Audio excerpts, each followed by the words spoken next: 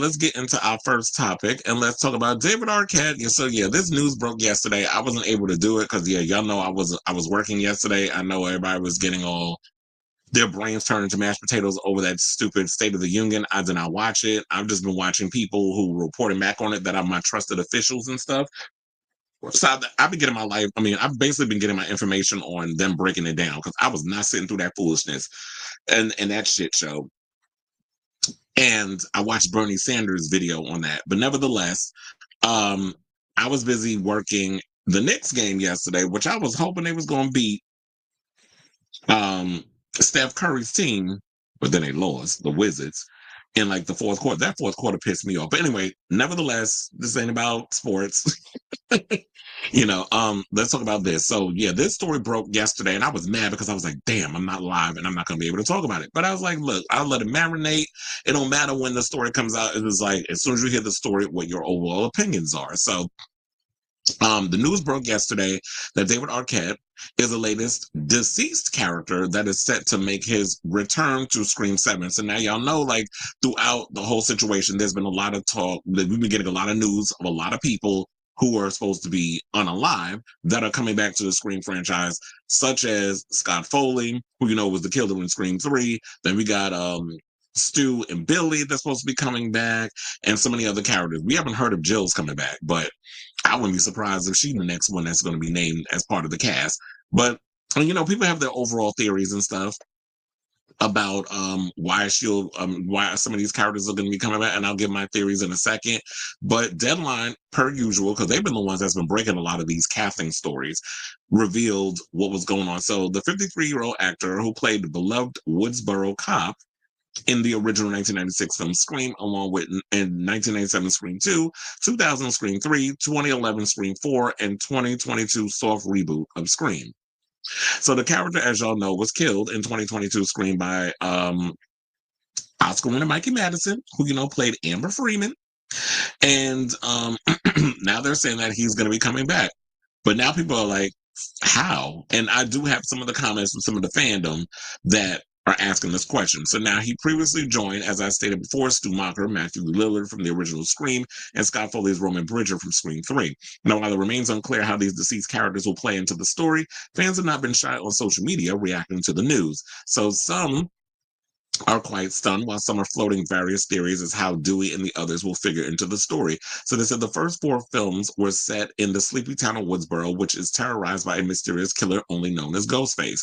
Each film had different killer or ers, with the first being Lillard Stu Macher and Skeet Ulrich's Billy Loomis. It's worth noting that Ulrich did return as Loomis in 2022 Scream in the form of a Force Ghost. That's what I'm calling it. They say it's hallucination, whatever the case is, it's a Force Ghost, because I'm a Star Wars fan, so I always got to use some sort of a Star Wars reference, even though the Star Wars movies, quiet as it's kept, have been crap for the past decade.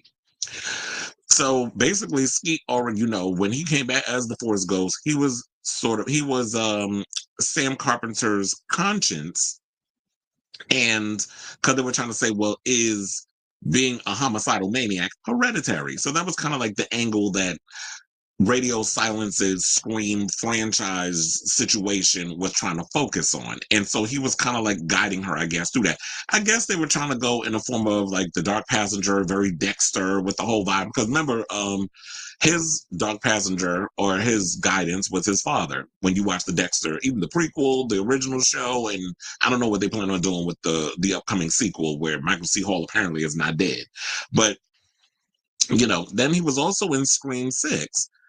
And there were parts of those movies that I liked, but overall, there was I had some irritations with Radio Silence's take on the whole Scream franchise, and we'll get into that. So they said, in lieu of any confirmation by the studio, fans did take to social media and decided to get out their speculations. Now, one Twitter user, Steeler Vol for Life, said, I grant you, there's no effing way 115-pound Mikey Madison killed a 161-pound and a former professional wrestler in David Arquette in Scream 5, but I still ask the question, how? We saw him in a body bag.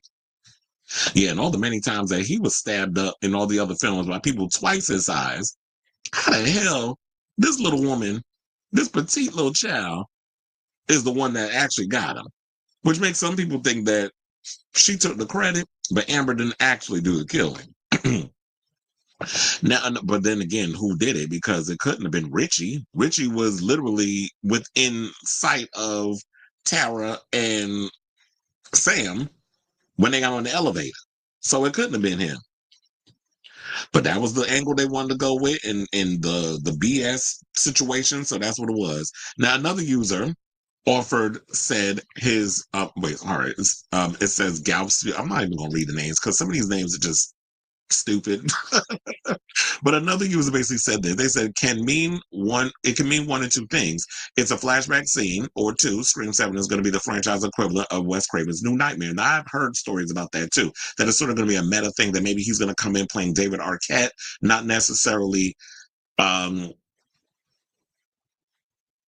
Dewey Riley. Same thing whereas so what does this mean? That we're not getting Gail Weathers, that we're getting Courtney Cox, and then we're not getting Nev Campbell. I mean, we're getting Nev Campbell instead of Sydney.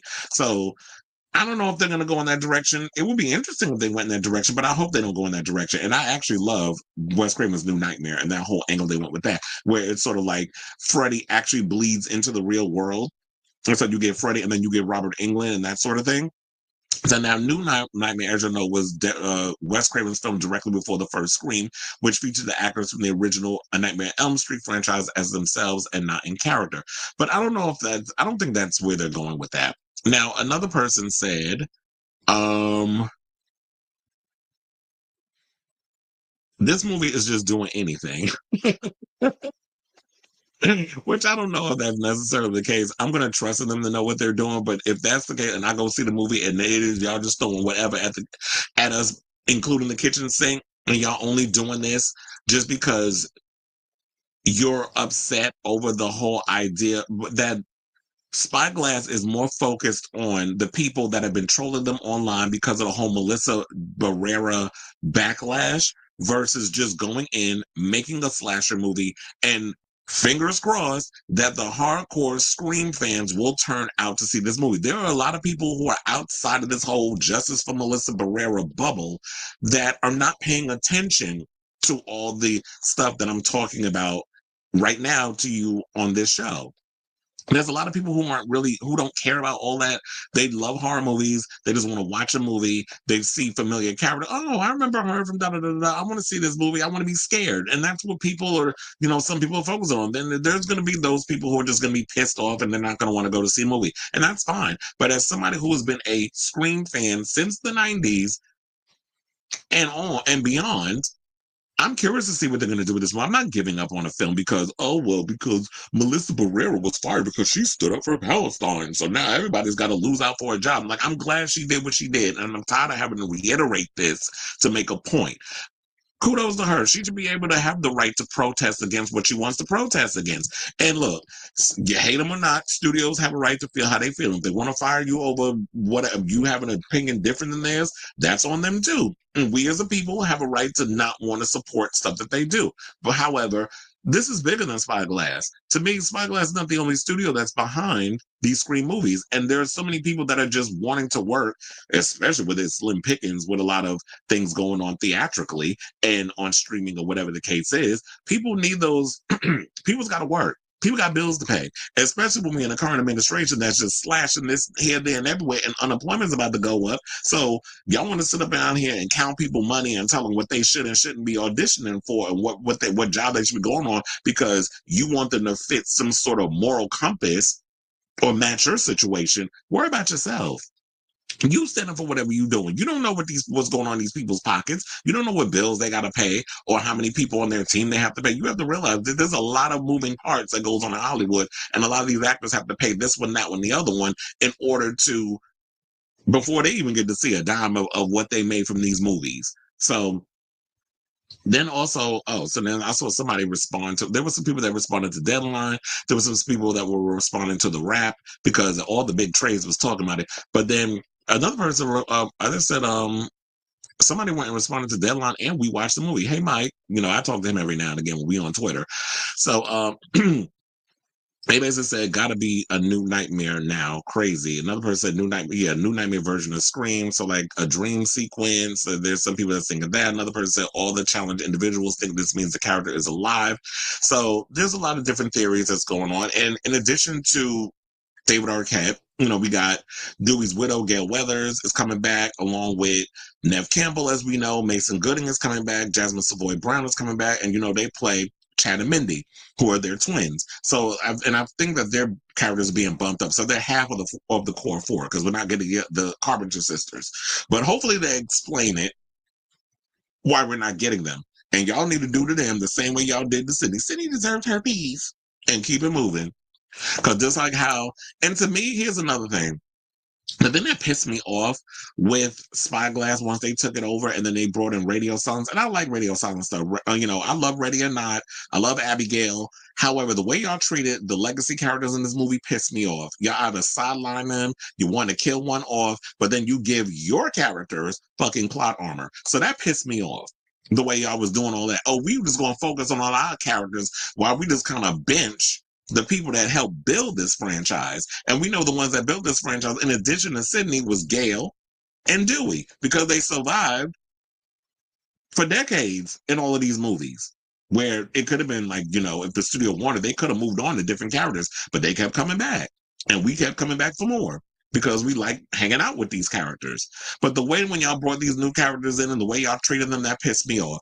But I will say this, because everybody's got their theories. Well, I am happy that David's coming back.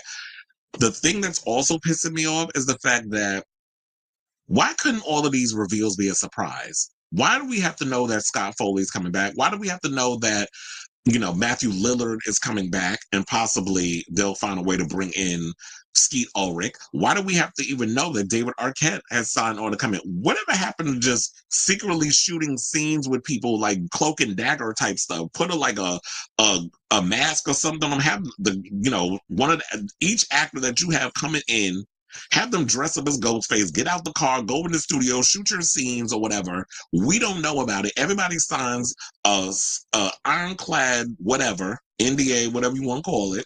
So we don't know. And then when we see the movie, we're surprised. I would have loved to have had these elements of surprise. They're ruining everything. And I feel like a lot of this is coming from the overall insecurity of Spyglass, where y'all are not trusting enough in the fandom that we're going to come out and support it. Horror movie fans are the most loyal, most loyalist of fans.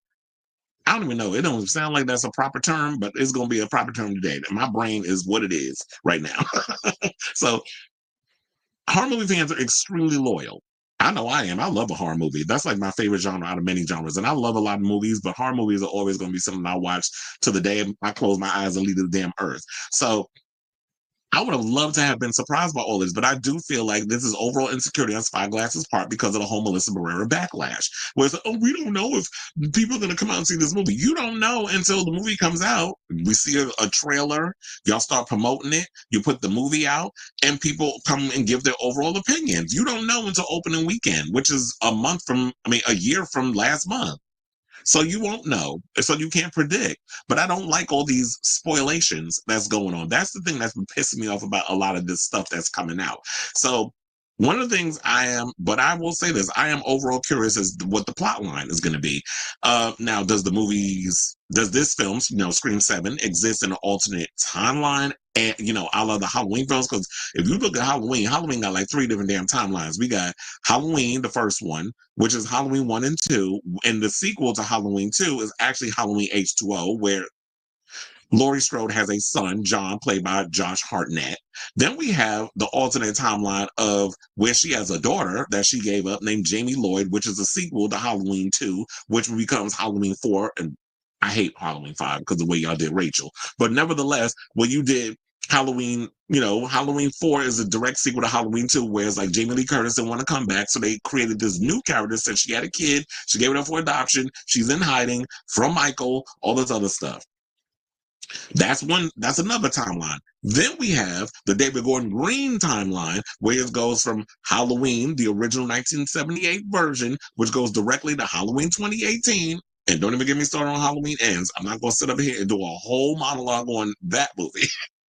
But we have that Halloween 2018, Halloween Kills, and Halloween Ends. And that whole thing is a sequel to the original one, where they try to retcon and say, yes, Michael Myers and Laurie Strode are not brother and sister. Whereas they play it up, the brother and sister angle in the other two that I mentioned. So there's three different timelines. But there's like, yeah, there's like a bunch of different timelines with that. Three different timelines, as I said. So I'm wondering if they're going to do that with Scream. That would actually be cool. Where it's like, don't even mention that Dewey was killed in part 5. We just going to retcon that mess and then be like, how's he alive? Shut up. Don't poke the bear. Don't start asking questions. Just go along with it. And so Dewey wasn't good because we bad over the fact that y'all did that. I know y'all were trying to do that, I guess, to raise the stakes or whatever, or that was y'all reason to try to give a reason to no longer sideline Sydney and bring her in. But for the most part, I just hated the fact that y'all did my boy Dewey dirty like that. So I hope they just bring him in. But all the other stuff that goes on, I hope that it basically is a film where they're using AI to taunt Sydney and Gale. So it kind of makes me wonder, well, is if he is in fact dead, is this an AI situation where you have him coming in doing a scene where he's like AI and this whoever the ghost face is, Killer or Urs, is using AI to harass, taunt, and torture psychologically Sydney and Gale. So those are my overall thoughts on that. And so yeah, it'd be great to see like, my favorite Dewey and everybody coming back. So yeah, I want to hear from you guys.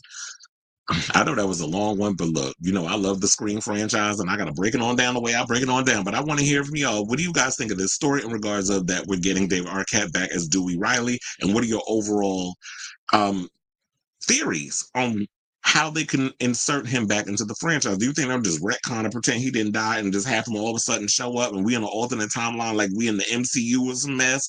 Or is it, or Halloween, like I stated before, or is it just that he could be a Force ghost or he could be also AI? So whatever your thoughts are, let me know in the comments down below.